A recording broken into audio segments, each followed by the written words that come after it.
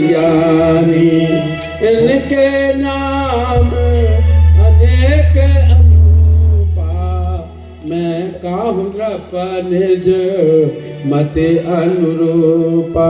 तो नाम से क्या होता है कि नाम से व्यक्ति के बच्चे के व्यक्तित्व का विकास होता है।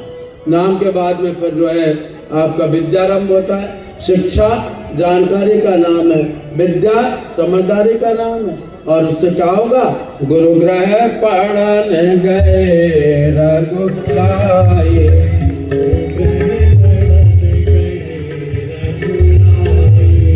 अल्पकाल विद्या सब पाई, अल्पकाल विद्या सब पाई।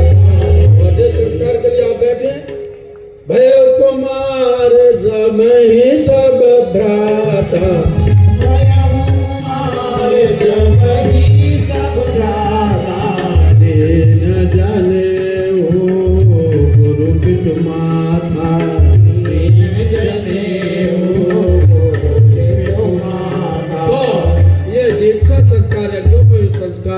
गुरु के माध्यम से होता है। आप यहाँ दीक्षा लेने के लिए बैठे, दीक्षा मतलब दक्षता प्राप्त करना, एक शिक्षा होती है। शिक्षा कोई भी दिला सकता है, शिक्षा कोई भी मास्टर पढ़ा सकता है, ज्योग्राफी कोई भी पढ़ा सकता है, हिस्ट्री कोई भी पढ़ा सकता है, मैथ कोई भी पढ़ा सकता है, इंग्लिश कोई भी पढ़ा सकता है। और शिक्षा का मतलब है जानकारी। कैसी जानकारी? यदि आपने साइंस पढ़ी तो पता चला कि बैरोमीटर क्या होता है, थर्मामीटर क्या होता है, ऑक्सीजन के क्या लाभ है, कार्बन डाइऑक्साइड की क्या हानियाँ है, साइफन कैसे कहते हैं। यदि आपने ज्योग्राफी पढ़ी तो पता चला भारत कितने प्राकृतिक भागों में बटा है, कैसा यहाँ का क्लाइमेट है। यदि आपने हिस्ट्री पढ़ी तो पता चला कि हल्दी घाटी का युद्ध कब हुआ, राणा सांगा और बाबर का युद्ध कब हुआ, और रानी पद्मावती ने कब जोहर किया। मात्र जानकारी मिली। आपने जो भी विषय पढ़ा, इंग्लिश पढ़ी तो मतलब हाथी, पेट मतलब मोटा, ग्राउंड मतलब मैदान, सॉन्ग मतलब गीत, मतलब मात्र जानकारी मिली। तो जानकारी नहीं, दीक्षा क्या है? दीक्षा आत्म जागरण का नाम। जो सद्गुरु सो दीक्षा पावे, जो सद्गुरु सो दीक्षा पावे, तो साधन को सफल बनावे, तो साधन को सफल बनावे। बंदो गुरु पद पदम परागा, बंदो गुरु पद पदम परागा, सुरुचि सुभाष सरस अनुरागा, सुरुचि सुभाष सरस अनुरागा। शिक्षा कोई भी गुरु दे सकता है, लेकिन दीक्षा सदगुरु देता है। और सदगुरु वही होता है जिसके अंदर प्राण हो, तप हो, पुण्य हो, साधना हो, देने की कोई क्षमता हो। एक भिखारी दूसरे भिखारी को कोई कुछ नहीं दे सकता, एक दाता ही किसी को देता है। और सदगुरु वेद मूर्ति तपोज पंडित श्री राम शर्मा आचार्य जी के अंदर ये पांचों विभूतियां हैं।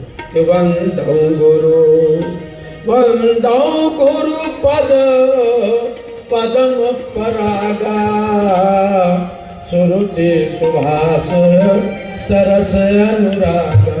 गुरु के अंदर कुरुचि नहीं, सुरुचि होती है। गुरु के अंदर दुर्गुणों की दुर्गंध नहीं, सद्गुणों की सुभाष सुगंध होती है। सुरुचि सुभाष सरस। गुरु नीरस नहीं होता कि बड़ा जातवादी के मुंह फरार करे, नहीं, वो सरस होता है, सबसे मिलता जुलता है, वो सरस होता है। और गुरु की जिंदगी खुली किताब के रूप में होती है, दुराज स्वभाव नहीं होता। और अनुराग, गुरु मोहग्रस्त नहीं होता, अनुराग में होता है। अगर इन सारी विभूतियों को देखा जाए तो वेद मूर्ति तपुंज परम पूज्य गुरुदेव पंडित श्री राम शर्मा आचार्य जी के अंदर ये सारी विभूतियां हैं। उन्होंने अपने जीवन को साधना के भट्टी में तपाया गलाया। काले रंग की गौ पालना की थी, उसका दूध अपने हाथों से लगाते थे। दूध का में से जो जौ के दाने निकलते थे उसमें और जौ का आटा मिलाकर 4 रोटी बनाते थे अपने हाथ से। 1 रोटी गौ को, 1 रोटी कन्या को, 1 रोटी अतिथि को, और 1 रोटी बिना नमक के छाछ से खा करके अपने जीवन को साधना की भट्टी में तपाया गलाया। उन्होंने साधना की और साधना करके आज सारे विश्व में आप देख रहे हैं कि परम पूज्य गुरुदेव ने 12 करोड़ व्यक्तियों का यह गायत्री परिवार का संगठन खड़ा किया। उन्होंने 7,500 गायत्री शक्तिपीठें बनाई। उन्होंने जो है लाखों आदमियों को गायत्री मंत्र की दीक्षा दी। अपने वजन से दुगना साहित्य लिखा। भारत के चप्पे में गए, विदेशों में 86 देशों की यात्रा की और हर व्यक्ति को ऐसा लगता था जैसे गुरुजी मुझसे मिल चुके हैं। अर्थात हर आदमी को उन्होंने पिता के रूप में, गुरु के रूप में, संरक्षक के रूप में, मार्गदर्शक के रूप में कितना शिक्षण दिया। मैं तो अभिभूत हूँ कि वास्तव में कितने लोगों को क्या दिया। हम कोई प्रोफेशनली कोई साधु महात्मा या कथावाचक थोड़ी है। गायत्री परिवार के जुड़ने के पहले हम तो आपके जैसे साधारण और अभी भी साधारण ही आदमी है, लेकिन गायत्री परिवार से जो भी जुड़ गया वो वक्ता बन गया, गायक बन गया, वादक बन गया। जिसके घर में साइकिल भी नहीं होती थी वो हवाई जहाजों पर सफर करने लगा। जिसके घर में कच्चे टूटे फूटे मकान थे वो कोठियों में रहने लगा।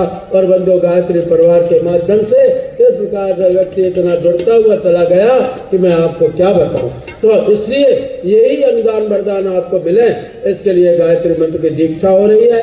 जो जहाँ पर बैठे हैं वह दीक्षा अपनी जगह पर करा सकते हैं। ये नए लोग मेरे सामने बैठे हुए हैं और दीक्षा का जैसे मैंने शुरू में बताया 4 बातों का आपको पालन करना पड़ेगा। फ्री में दीक्षा नहीं हो जाएगी। फ्री में तो पानी भी पीने को नहीं मिलता है। फ्री में तो सब्जी मार्केट में जाओ तो आलू भी कोई नहीं दे देगा। अगर आप स्टेशनों पर जाओ तो फ्री में टॉयलेट भी नहीं जा सकते। उसके डिब्बे में 5 रुपया या 10 रुपया डालना पड़ता है, तब आप जा पाएंगे। तो फ्री में कोई काम नहीं होता। तो फिर आपको क्या करना पड़ेगा, आप अपनी जेब को देख लीजिए।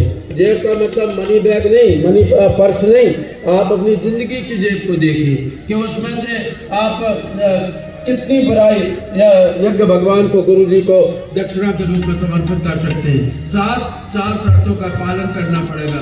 पहला, गायत्री मंत्र की आपको दीक्षा दी जाए। गायत्री मंत्र का जप करना। क्यों? क्योंकि ना ही गंगा समम तीर्थम न देवो केशवात्मरा गायत्री समम मंत्र नास्ति न भूतो न भविष्यति।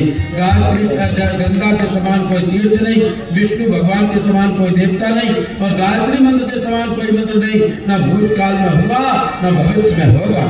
गायत्री मंत्र तो मंत्रों का राजा है। कृपया बोलिए मत। गायत्री मंत्र तो मंत्रों का राजा है। कैसा राजा? जैसे जंगल का राजा शेर है, हाथियों का राजा ऐरावत है, घोड़ों का राजा उत्तरवा है, पक्षियों का राजा गरुड़ है, नागों का राजा शेषनाग है।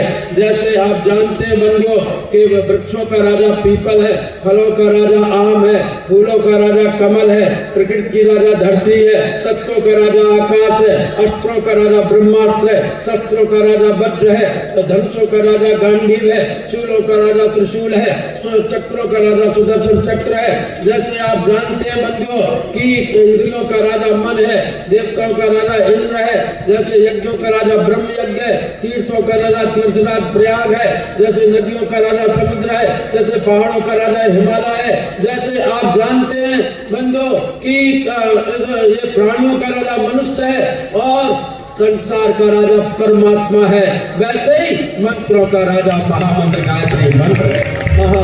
महामंत्र जिसने जग माही को गायत्री समनाही अक्षर 24 परम पुनीता इनमें बस शास्त्र शुद्ध गीता। आपने शास्त्र नहीं पढ़ा कोई बात नहीं, उपनिषद नहीं पढ़ी, वेद नहीं पढ़ा कोई बात नहीं, अगर आप गायत्री मंत्र जपते हैं तो इसमें 24 अक्षरों में सारा वेद शास्त्र पुराण का निचोड़ भरा हुआ पड़ा है। जैसे आप गायत्री मंत्र की 1 माला 2 माला 3 माला गायत्री मंत्र का जप कर लो। 1 माला अपने लिए, 1 माला अपने परिवार के लिए, 1 माला भगवान के बैंक बैलेंस के लिए, ये 3 माला का आप जप करना। और क्या करेंगे, स्वाध्याय करना। परम पूज्य गुरुदेव ने इतना साहित्य लिख दिया, आप स्वाध्याय वेबसाइट से जुड़ जाएं और आप जरूर परम पूज्य गुरुदेव के साहित्य का अध्ययन करें। उससे आपके अंदर एक चेतना का जागरण होगा और नए युग की ओर आपके कदम बढ़ेंगे। तीसरी शर्त यह है कि जो भी आप कमाते हैं आप 50 पैसा रोज या 1 रुपया रोज निकालें। 50 पैसा या 1 रुपया तो आज का भिखारी भी नहीं लेता। मैं आ रहा था दिल्ली से, उधर को जा रहा था हरिद्वार और गाजियाबाद में एक ने हाथ बढ़ाया, मैंने उसके हाथ में 2 का सिक्का रख दिया तो उसने मेरे ही ऊपर फेंक दिया। कहा साहब 2 का क्या होगा, कम से कम 10 का या 20 का तो देते। तो आजकल आदमी भी कोई 5 रुपए का सिक्का भी लेने वाला नहीं है, लेकिन आप फिर भी अगर